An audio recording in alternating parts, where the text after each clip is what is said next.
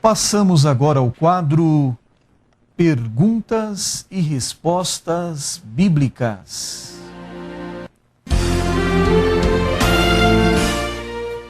NQI Mulher acabou de nos ligar. Pergunta assim: pastor, nas igrejas evangélicas as pessoas se tratam como irmãos e irmãs.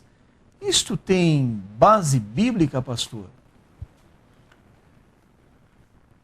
Nós queremos dizer que tem base bíblica.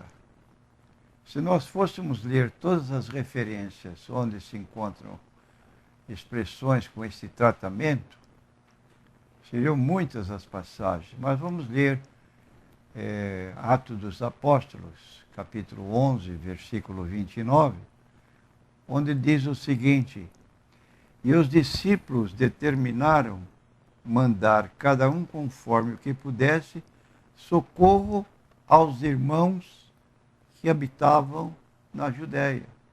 Então tratavam-se com essa referência de irmãos. 15 de Atos, versículo 3, nós lemos também: e eles, sendo acompanhados pela igreja, passaram pela Fenícia e por Samaria, contando a conversão dos gentios, e davam grande alegria a todos os irmãos. Então, esse tratamento de irmãos é normal dentro das nossas igrejas hoje, como também era normal entre os cristãos da chamada primitiva igreja.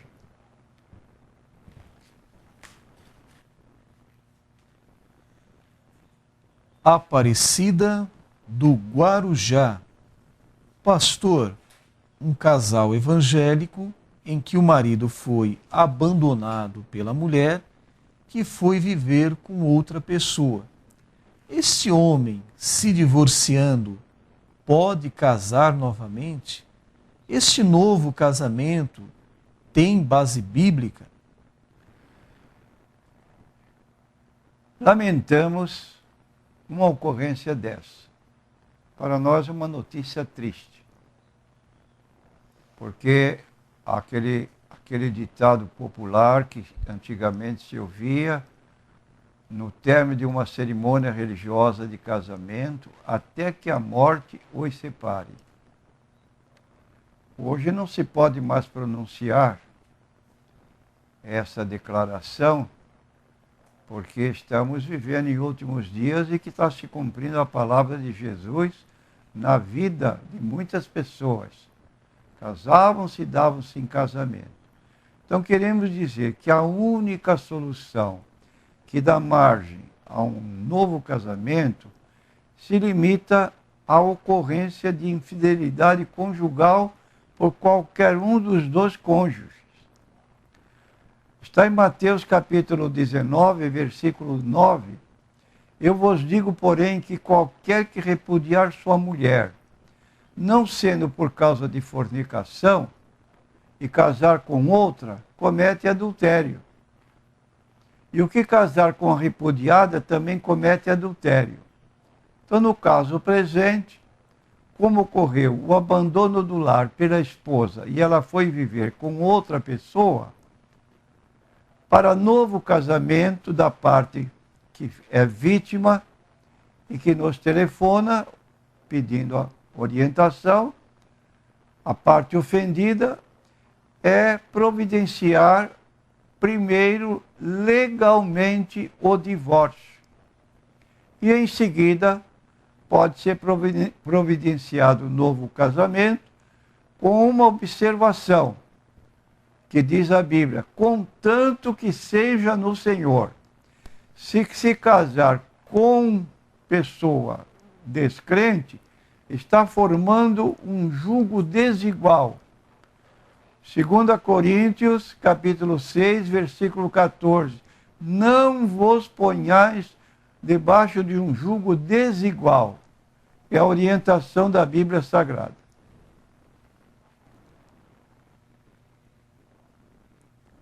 Pastor, existe apoio bíblico para a oração aos santos? Não existe apoio bíblico para a oração aos santos. De acordo com a Bíblia, quero dizer e fazer um reparo a respeito dessa palavra que hoje está sendo empregada de modo impróprio. De acordo com a Bíblia, todo nascido de novo pela fé em Cristo é santo. Só que a palavra santo, nesse emprego que nós estamos dando, não quer dizer imaculado. Essa palavra santo, imaculado, se aplica exclusivamente a Jesus. No livro de Hebreus 7:26, santo, inocente, imaculado, separado dos pecadores. No que concerne a nós, a palavra tem especificação no sentido de sermos separados da forma errônea, imprópria de viver de acordo com os padrões da Bíblia.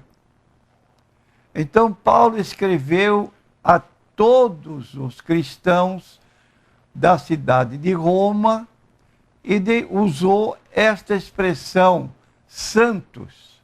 Vou ler o texto. A todos os que estáis em Roma, amados de Deus, chamados santos, graça e paz da parte de nosso Deus e Pai e do Senhor Jesus Cristo.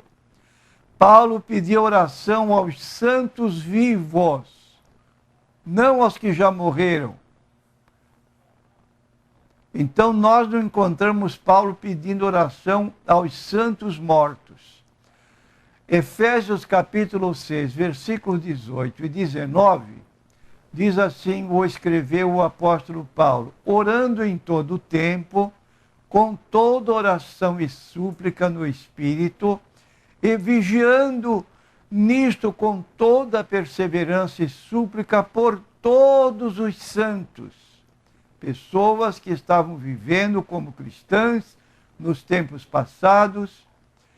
Ele então manda fazer oração e ele conclui no versículo 19, e por mim, pedindo então oração aos santos vivos, que orassem por ele, para que me seja dada no abrir da minha boca palavra com confiança para fazer notório o mistério do Evangelho. Queremos apontar também uma impossibilidade de um ser humano que hoje é declarado pelo Papa como canonizado e santo, é um ser limitado, que sabe apenas o que ocorre em torno dele. Ele não tem onisciência, ele não tem onipresença para ouvir tudo o que se fala no mundo a quem pede a ele.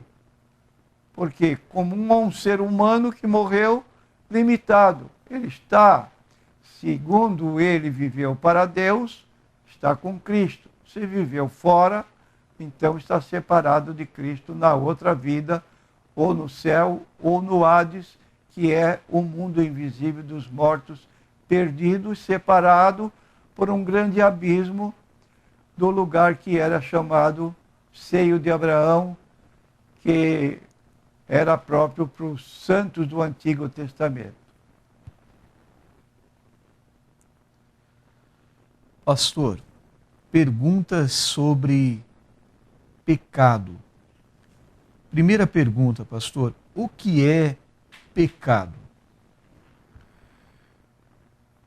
Em 1 João, capítulo 3, versículo 4, está escrito o seguinte, qualquer que comete pecado, também comete iniquidade, porque o pecado é iniquidade. Então a lei de Deus, também chamada lei de Moisés, e por isso é uma lei que continha os 5 primeiros livros da Bíblia, chamado Pentateuco, ela tinha 613 mandamentos. Qualquer que violasse um só dos 613 mandamentos, tornava-se culpado de todos. Gálatas capítulo 3, versículo 10 a 11. Todos aqueles, pois, que são das obras da lei, estão debaixo da maldição, porque escrito está: maldito todo aquele que não permanecer em todas as coisas que estão escritas no livro da lei para fazê-las. E é evidente que pela lei ninguém será justificado diante de Deus, porque o justo viverá da fé. Qualquer pessoa que hoje arroga que está vivendo na obediência à lei de Deus, se ele está apontando para os 10 mandamentos, meu amigo, esqueça, porque não existe lei de 10 mandamentos. Existe lei de Deus e lei de Moisés, com 613 mandamentos. E os 10 mandamentos são parte dessa lei, mas não é uma lei específica. Então, para alguém dizer eu cumpro a lei, precisava que estivesse cumprido esses 613 mandamentos. Só que ninguém consegue isso. E é o que diz a Bíblia, todos somos pecadores. Agora, e é evidente que pela lei ninguém será justificado diante de Deus, porque o justo viverá da fé. Daí que todos nos tornamos pecadores, mas Jesus cumpriu a lei por nós e assim podemos ser justificados pela fé em Cristo. Como diz Romanos capítulo 5, versículo 1, portanto agora nenhuma condenação há para os que estão em Cristo Jesus. Errei na citação, Romanos 8:1. E Romanos 5:1 declara: tendo sido justificados pela fé, temos paz com Deus por nosso Senhor Jesus Cristo. Então, na cruz, Jesus morreu por nós, pecadores, e com isso, pela aceitação que fizemos de Jesus, tornamo-nos justificados, que significa quitados dos nossos pecados diante de Deus. Então, logo não temos mais condenação, como nós citamos Romanos 8, versículo 1. Agora é um advérbio de tempo. Agora que aceitamos a Cristo, nenhuma condenação há para os que estão em Cristo Jesus, que não andam segundo a carne, mas segundo o Espírito. Então, daí nós temos essa colocação. Pecado o que é? É transgressão da lei. Que lei? A lei de Moisés ou a lei de Deus, consistindo de 613 mandamentos. Nós somos justificados pela fé, logo, quando erramos, vamos recorrer a 1 João 2, versículo 1. Meus filhinhos, estas coisas vos escrevo para que não pequeis. Mas se alguém pecar, temos um advogado para com o Pai, Jesus Cristo justo.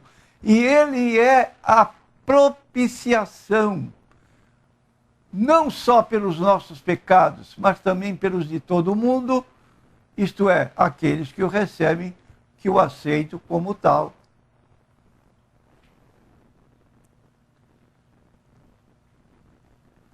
Pastor, como eu poderia pagar pelos pecados cometidos por Adão e Eva? Embora essa pergunta seja feita, nós queremos dizer que não vamos pagar pelos pecados cometidos por Adão e Eva, porque estamos agindo contrariamente à vontade de Deus. Então deixa Adão e Eva lá, eles foram culpados do pecado, transmitiram para todo ser humano, mas cada um de nós é culpado diante de Deus pelo pecado no qual vive hoje. E, infelizmente, às vezes existem pecados que trazem muito prazer, mas são pecados ofensivos a Deus. Então eu sou responsável e não jogo minha culpa para Adão. Somos responsáveis pelos nossos, e declara a Bíblia que o salário do pecado é a morte. Romanos capítulo 3, versículo 10 a 16, diz que Deus olhou do céu à terra para todos nós. E o que é que ele observou? Diz o texto, como está escrito, não há um justo, nenhum sequer, não há ninguém que entenda, não há ninguém que busque a Deus. Todos se extraviaram, se fizeram inúteis, não há quem faça o bem, não há nenhum só. A sua garganta é um sepulcro aberto. Já esteve perto de pessoa, quando abre a boca, o que ele fala? Com as suas línguas tratam enganosamente. Veneno de cobra está debaixo dos seus lábios, cuja boca está cheia de maldição e amargura. Seus pés são ligeiros para derramar sangue, e em seus caminhos a destruição e miséria. E eu pergunto a você, meu prezado ouvinte, meu prezado telespectador, estamos vivendo nessa época ou não? Como é que se mata um jovem por causa de uma diferença de R$7 numa conta? Como é que se faz um crime desse, bárbaro? É a situação. Então, nós temos que reconhecer isso.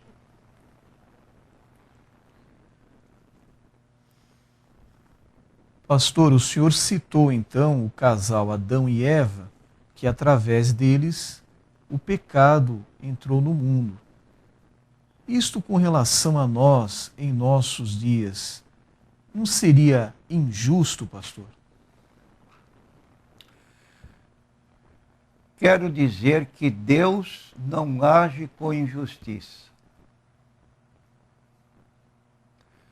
Abraão, quando tomou conhecimento pelo próprio Deus de que ele iria destruir a cidade de Sodoma e Gomorra, ou as cidades, Abraão fez a pergunta, mas se houver 50 justos lá, vão ser mortos junto com os ímpios?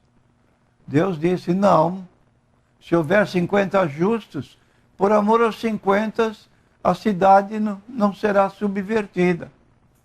Aí Abraão começou a diminuir. 45, também não. 40, também não. 30, também não. 20, também não. 10, também não. Não havia 10 justos em Sodoma e Gomorra. Havia uma família, Ló. Deus mandou o anjo para tirar Ló e a família dele. E o anjo disse categoricamente para todos, não olhem para trás. E a mulher de Ló olhou para trás, ficou reduzida numa estátua de sal. Então o juiz de toda a terra faz justiça. Ninguém precisa se preocupar. E quero dizer que o homem, nós, somos dotados do livre-arbítrio para fazer a vontade de Deus, como também para rejeitá-la. Ainda Deus oferece oportunidade de arrependimento aos que pecam por ignorância, oferecendo-lhes oportunidade, como diz o livro de Atos 17, versículo 30 e 31. Deus, não levando em conta os tempos da ignorância, anuncia agora a todos os homens, em todo lugar, que se arrependam, porquanto tem determinado um dia em que com justiça há de julgar o mundo, por meio do homem que destinou, e disse, deu certeza a todos, ressuscitando dos mortos. Está aí. Quer misericórdia mais do que essa? O ladrão na cruz do lado direito de Jesus. Momentos finais. Chegaram os soldados para quebrarem as pernas e apressarem a morte de ambos. Ele pede a Jesus, Senhor, lembra-te de mim quando entrar no teu reino. Nós estamos aqui, disse para o companheiro, porque nós pecamos, mas este não fez nenhum mal. Lembra-te de mim. Jesus deu a resposta na hora. Hoje tu estarás comigo no paraíso. Então, o que se queixa o homem? Deus não é injusto. Está no livro de Lamentações, capítulo 3, versículo 39. De que se queixa, pois, o homem vivente? Queixe-se cada um dos seus pecados. Abandone os seus pecados, peça a misericórdia a Deus para ver se Ele não atende você, se não recebe.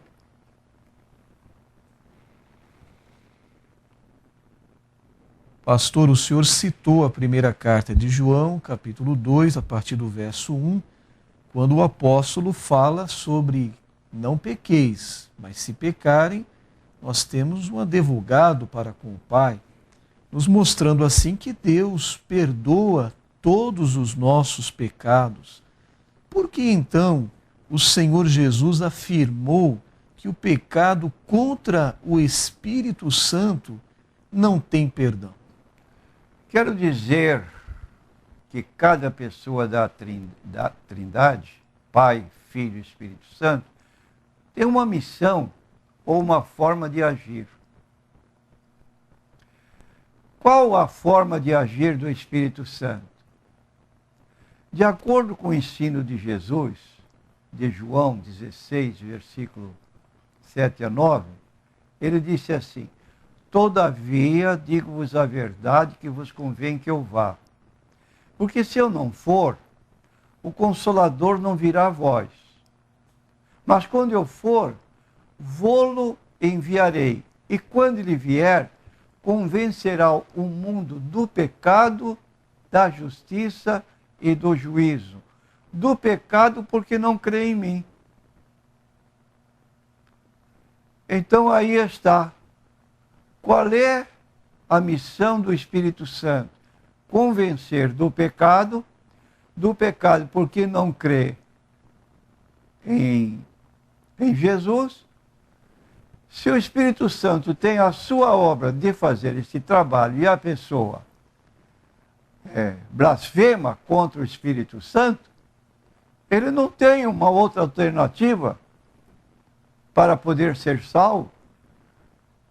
Então, Mateus 12, 31, 32 declara: eu vos digo, todo pecado e blasfêmia se perdoará aos homens, mas a blasfêmia contra o Espírito Santo não será perdoada aos homens. Então, aí está uma situação irreversível. Blasfemou contra o Espírito Santo. Essa pessoa, então, perdeu a sua oportunidade. E, então, tenhamos muito cuidado em não agir dessa maneira, porque a sentença está lavrada aqui na terra. Não tem mais solução.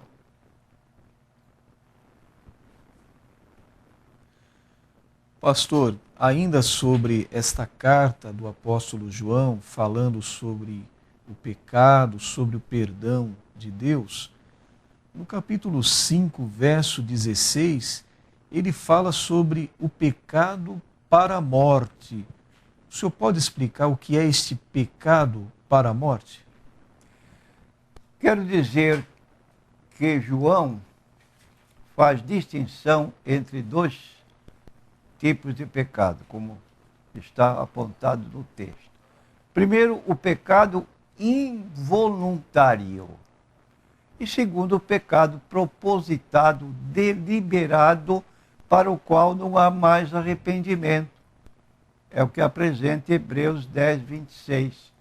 Porque se pecarmos voluntariamente, depois de termos recebido o conhecimento da verdade, já não resta mais sacrifício pelos pecados, mas uma certa expectação horrível de juízo e ardor de fogo que há de devorar os adversários. Então essa pessoa, ela, se agir voluntariamente, como nós costumamos dizer, a pessoa se desvia propositadamente, deliberadamente, conscientemente, ela está entrando num caminho sem retorno.